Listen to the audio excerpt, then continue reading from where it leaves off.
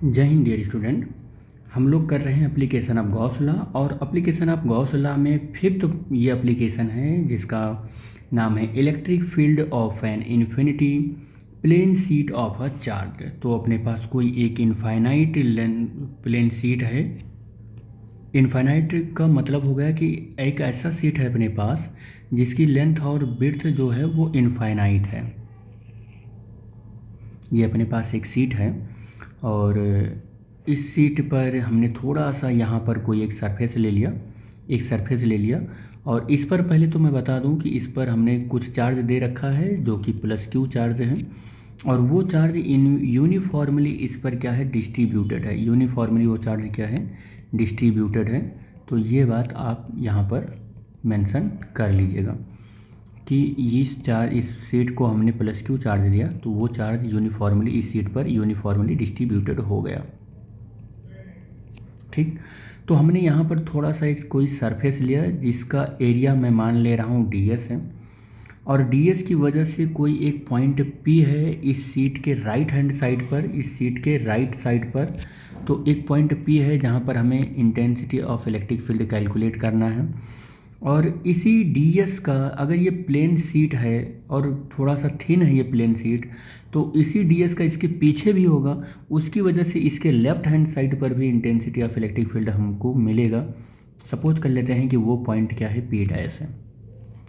इन दोनों पॉइंट पर intensity of electric field हमको कैलकुलेट करना होगा इस ds की वजह से। और इस ds छोटे छोटे इसको इनफाइनाइट स्मॉल जो हम एलिमेंट में इसको डिवाइड कर रखे हैं उन एलिमेंट की वजह से हम जब इंटीग्रेट कर देंगे तो टोटल शीट की वजह से हमें इंटेंसिटी ऑफ इलेक्ट्रिक फील्ड मिल जाएगा। आपको फिर से एक बार बता दूं कि अगर इस शीट ऊपर हमने प्लस क्यू चार्ज दे रखा है तो हमने इसको छोटे छोटे ds इन्फाइनाइटली स्मॉल सेक्शन में हमने इसको डिवाइड कर रखा है और उस छोटे से एक एलिमेंट की वजह से P पर या P डैश पर अगर हम intensity of electric field calculate कर लें और बाद में फिर हम उसको इंटीग्रेट कर दें तो टोटल शीट की वजह से intensity of electric field at a point आ जाएगा। तो जिस किसी भी पॉइंट की वजह से या कह सकते हैं ds एलिमेंट की वजह से या चार्ज एलिमेंट की वजह से इस पॉइंट पर आपको intensity of electric field calculate करनी है तो फिर आप उससे होते हुए एक गॉसियन सरफेस ड्रॉ करना पड़ेगा। तो हम इससे एक गॉसियन सरफेस ड्रॉ कर देते हैं, इससे एक गॉसियन सरफेस ड्रॉ कर देते हैं और गॉसियन सरफेस हमारा यहाँ पर जो इस ds की वजह से होगा वो गॉसियन सरफेस यहाँ पर एक सिलेंड्रिकल होगा, सर्कुलर सिलेंड्रिकल फॉर्म में होगा और यहाँ पर भी मैं एक गॉसियन सरफेस ड्रॉ कर लेता हूँ।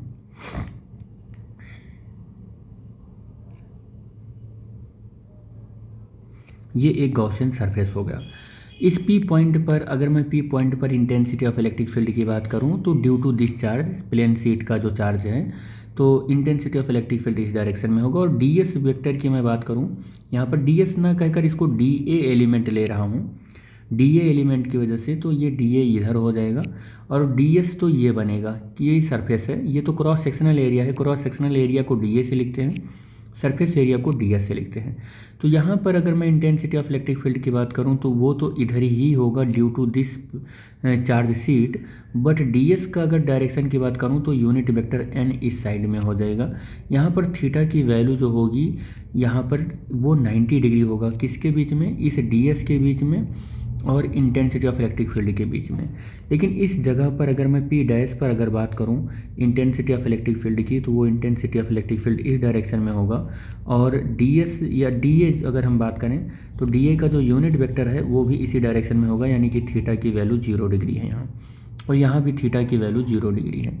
तो इस जो एलिमेंट लिया है मैंने, ये जो चार्ज एलिमेंट लिया है जिसकी वजह से हम ये गॉसियन सरफेस ड्रॉ कर रहे हैं और intensity of electric field calculate कर रहे हैं,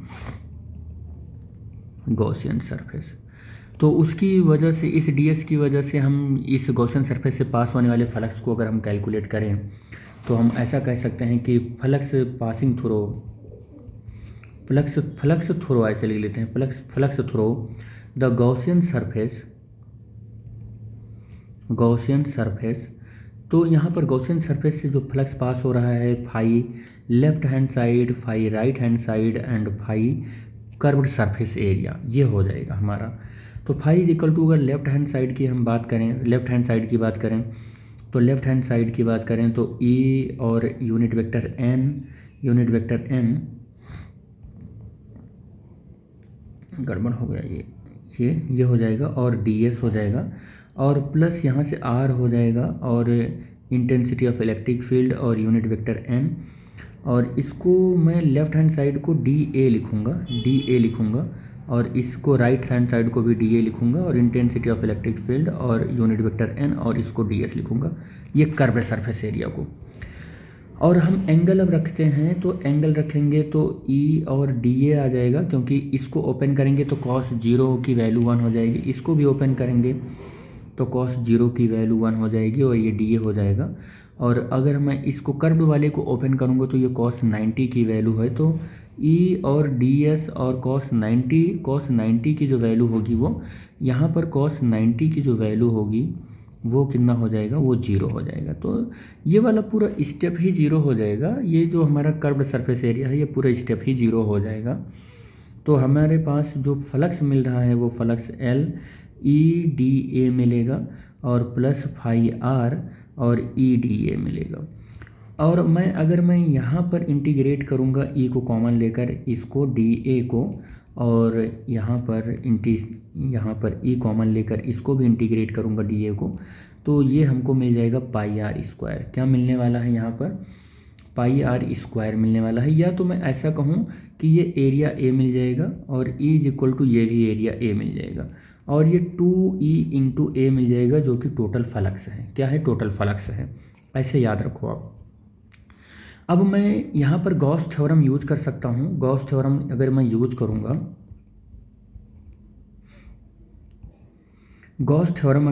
करूँगा, तो मैं लिखूँगा phi is equal to Q upon epsilon naught, और क्यू अपान एप्साइलन नॉट। और अगर मैं इसकी चार्ज डेंसिटी की बात करूँगा तो कौन सी चार्ज डेंसिटी यहाँ पर ले सकता हूँ, क्योंकि ये इसके पास लेंथ है और ब्रेथ है। लेंथ है, ये मतलब ये ब्रेथ है, ऐसा मैं लिख दे रहा हूँ, ये ब्रेथ है और ये लेंथ है।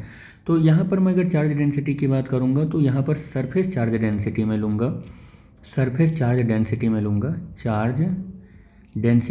और सरफेस चार्ज डेंसिटी की जो वैल्यू होती है वो sigma is equal to Q upon epsilon naught area होती है, और Q is equal to sigma into A होता है।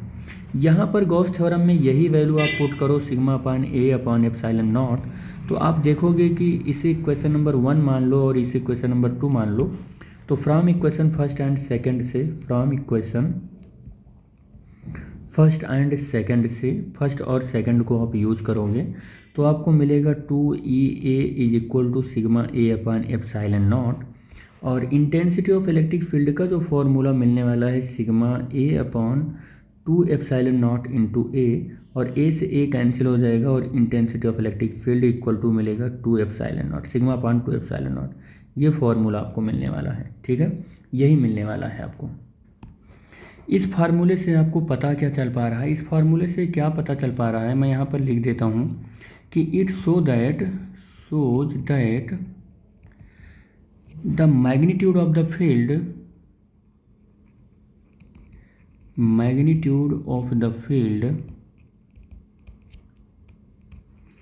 Eight a point near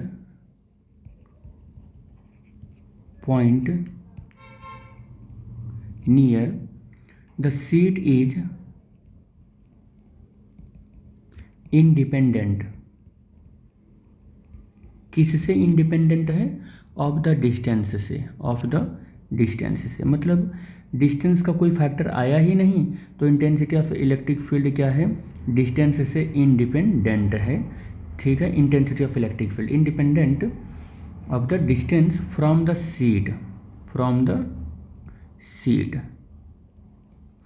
seat hence is same everywhere, ठीक है। कहने का ये मतलब है कि अगर इंटेंसिटी ऑफ इलेक्ट्रिक फील्ड की बात करूँ इससे यहाँ पर इससे सेम ऐसे, तो यहाँ पर intensity of electric field same everywhere आएगा, हर एक जगह पर सेम आएगा। इंटेंसिटी ऑफ इलेक्ट्रिक फील्ड क्या होने वाली है, कांस्टेंट होने वाली है, क्योंकि यहाँ पर डिस्टेंस आर का कोई फैक्टर आया ही नहीं, तो E is equal to sigma upon 2 epsilon naught हो गया। तो this is the application of the Gauss law and fifth application है ये। हम लोग इस अगले लेक्चर में बात करने वाले हैं sixth application of the Gauss law का। इस लेक्चर में बस इतना ही। Thanks for watching the video. Thank you बेटा।